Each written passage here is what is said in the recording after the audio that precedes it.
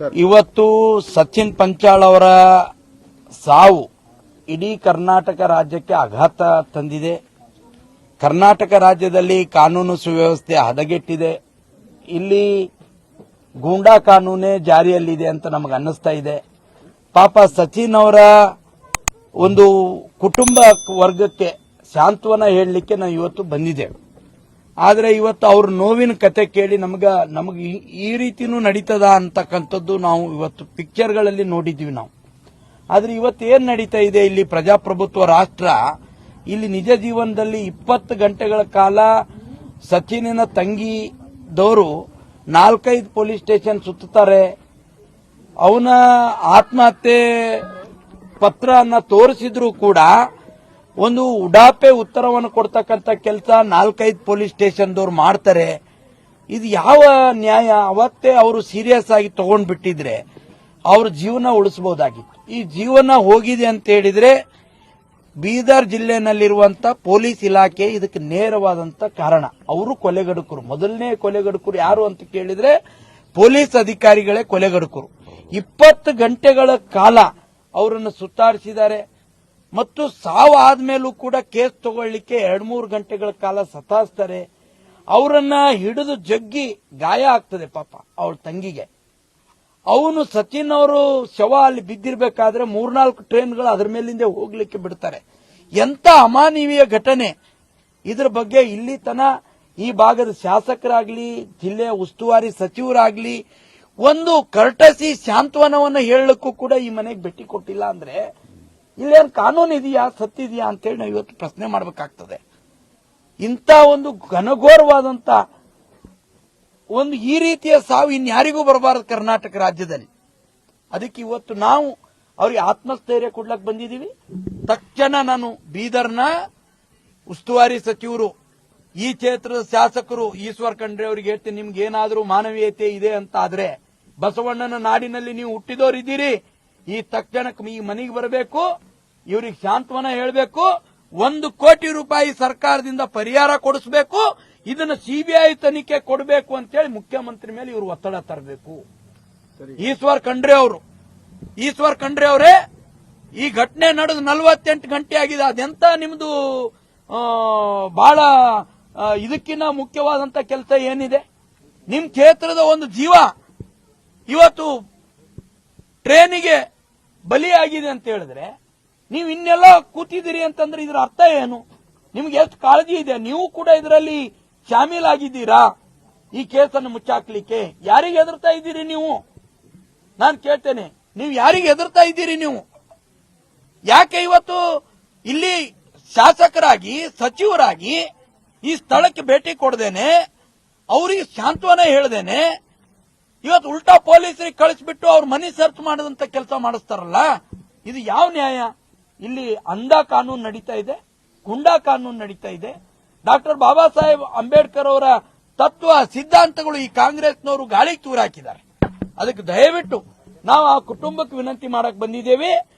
ಎಲ್ಲ ಕುಟುಂಬದವರಿಗೆ ನಾವು ಹೇಳ್ತೀವಿ, ವಿನಂತಿ ಮಾಡ್ತೀವಿ, ವಿನಮ್ರದಿಂದ ವಿನಂತಿ ಮಾಡ್ತೀವಿ. ಅವ್ರು ಯಾರು ಜೀವಕ್ಕೆ ಅಪಾಯ ಮಾಡ್ಕೋಬಾರ್ದು.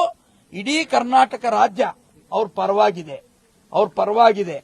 ತನು, ಮನ, ಧನ, ನ್ಯಾಯಾಂಗದ ಹೋರಾಟ ಏನೇ ಇದ್ರೂ ಕೂಡ ಭಾರತೀಯ ಜನತಾ ಪಾರ್ಟಿ ಜಾತಿ, ಮತ, ಪಂಥ ಎಲ್ಲವನ್ನ ಮೀರಿ ಇಡೀ ಬೀದರ್, ಗುಲ್ಬರ್ಗಾ ಜಿಲ್ಲೆ ಎಲ್ಲರೂ ಲಕ್ಷಾಂತರ ಜನ ಅವ್ರ ಪರವಾಗಿ ನಾವು ನಿಂತಿರ್ತೀವಿ. ಯಾರು ಕೂಡ ಅಧೈರ್ಯ ತಗೊಳ್ಬಾರ್ದು ಅಂತೇಳಿ ಇವತ್ತು ಮತ್ತೆ ಇವತ್ತು ನಮ್ಗೆ ಏನ್ ಬೆಳಕಿಗೆ ಬಂದಿದೆ ಅಂತ ಕೇಳಿದ್ರೆ, ಎಲ್ಲ ಸಾಕ್ಷಿಗಳನ್ನ ನಾಶ ಮಾಡ್ತಕ್ಕಂಥ ಕೆಲಸ ಇಲ್ಲಿನ ಪೊಲೀಸ್ ಅಧಿಕಾರಿಗಳು ಮಾಡ್ತಾ ಇದ್ದಾರೆ. ಇಲ್ಲಿ ಮೊಬೈಲ್ಗಳು ಜಪ್ತಿ ಮಾಡ್ಕೊಂಡು ಹೋಗಿದ್ದಾರೆ. ಇಲ್ಲಿರ್ತಕ್ಕಂಥ ಪುಸ್ತಕಗಳು, ನೋಟ್ ಬುಕ್ಗಳು ತಗೊಂಡು ಹೋಗಿದ್ದಾರೆ. ಒಂದು ಡೆತ್ ನೋಟ್ ತಗೊಂಡು ಹೋಗಿದ್ದಾರೆ, ಒಂದು ಕೂಡ ಅವರಿಗೆ ರೈಟಿಂಗ್ ಅಲ್ಲಿ ಕೊಟ್ಟಿಲ್ಲ. ನಾವೇನ್ ಕಾನೂನು ಪ್ರಕಾರ ಮಾಡ್ತೀವಿ, ನೀವು ಯಾರು ಸುಮ್ಮನೆ ಇರ್ಬೇಕೆಲ್ಲ ಅಂತೇಳಿ ಮನೆಯೆಲ್ಲ ಸರ್ಚ್ ಮಾಡಿ ಮನೆಯಾಗಿರೋ ವಸ್ತುಗಳು ತಗೊಂಡು ಹೋಗ್ಯಾರ. ಏನ್ ವಸ್ತುಗಳು ತಗೊಂಡು ಹೋಗ್ಯಾರ ಅಂತನೂ ಪಂಚನಾಮ ಮಾಡಿಲ್ಲ, ಅದ್ರ ರಿಪೋರ್ಟ್ ಕೊಟ್ಟಿಲ್ಲ. ಅಂದ್ರೆ ಇವ್ರು ಏನ್ ಮುಚ್ಚಿಡ್ಲಿಕ್ಕೆ ಹೊರಟಿದ್ದಾರೆ ಅಂತ ನಮ್ಗೆ ಗೊತ್ತಾಗ್ತಾ ಇಲ್ಲ. ಇವತ್ತು ಕಾನೂನು ಏನ್ ಹೇಳ್ತದೆ, ಯಾವುದೇ ಮನೆಯಲ್ಲಿ ಸರ್ಚ್ ಮಾಡಬೇಕಾದ್ರೆ ಸರ್ಚ್ ವಾರೆಂಟ್ ತಗೊಂಡು ಬಂದು, ಇಲ್ಲ ನೀವು ಬಂದಿದ್ದೀರಿ ತನಿಖೆಗೆ, ಏನೇನ್ ಜಪ್ತಿ ಮಾಡಿದಿರಿ ಅಂತಕ್ಕಂಥ ಅಟ್ಲೀಸ್ಟ್ ಅದನ್ನ ಬರೆದು ಬಿಟ್ಟು ಆ ಮನೆಯವ್ರ ಗಮನಕ್ಕೆ ತರಬೇಕಾದಂತ ಕೆಲಸ ಮಾಡಬೇಕಾಗಿತ್ತು ಪೊಲೀಸರು. ಇವತ್ತ ಅದನ್ನು ಮಾಡಿಲ್ಲ. ಸಚಿನ್ ಅವ್ರದ್ದು ಡೈರಿನ ತಗೊಂಡೋಗಿದ್ದಾರೆ, 2-3 ಡೈರಿ. ಆ ಡೈರಿನಲ್ಲಿ ಇವರೆಲ್ಲರ ಕರ್ಮಕಾಂಡ ಅವನು ಬರೆದಿಟ್ಟಿದ್ದಾನೆ ಅಂತಕ್ಕಂಥದ್ದನ್ನ ಅವ್ರ ತಂಗಿಯವರು ಹೇಳ್ತಾ ಇದ್ದಾರೆ, ನೋವಿನಿಂದ ಹೇಳ್ತಾ ಇದ್ದಾರೆ. ಇವತ್ತು ಅವರಿಗೆ ಯಾರು ರೌಡಿ ಶೀಟರ್ಗಳಿಗೆ ಸುಪಾರಿ ಕೊಡ್ತಕ್ಕಂಥ ಪ್ರಯತ್ನ ಮಾಡಿದ್ದಾರೆ ಅವರು ಈ ಮನೆಗೆ ಭೇಟಿ ಕೊಟ್ಟು ಹೋಗಿದ್ದಾರೆ. ಅವರಿಗೆ ಅಶ್ಲೀಲ ಶಬ್ದಗಳಿಂದ ಬೈಯುವಂತ ಕೆಲಸ ಮಾಡಿದ್ದಾರೆ. ಮತ್ತು ಯಾರ್ಯಾರು ಆರೋಪಿಗಳ ಹೆಸರು ಬರೆದಿಟ್ಟಿದ್ದಾರೆ ಅವ್ರು ಬಂದ್ಬಿಟ್ಟು ಯಾವ ರೀತಿ ತುಚ್ಛವಾಗಿ ಮಾತಾಡಿದ್ದಾರೆ ಅಂತ ಹೇಳಿದರೆ ಅವರು ಹೇಳ್ಕೊಳ್ಳಿಕ್ಕೂ ಅವ್ರಿಗೆ ನಾಚಿಕೆ ಆಗ್ತದೆ. ಅಷ್ಟರ ಮಟ್ಟಿಗೆ ಅಶ್ಲೀಲ ಶಬ್ದಗಳನ್ನು ಬಳಸಿ ಅವರಿಗೆ ಬೆದರಿಕೆ ಹಾಕುವಂತ ಕೆಲಸ ಇವತ್ತು 3-4 ಬಾರಿ ಮಾಡಿದ್ದಾರೆ.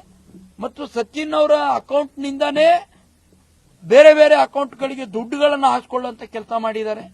ಇವತ್ತು ಆ ಮೊಬೈಲ್ಗಳನ್ನು ತಗೊಂಡು ಹೋಗುವಂತ ಕೆಲಸ ಮಾಡಿದ್ದಾರೆ.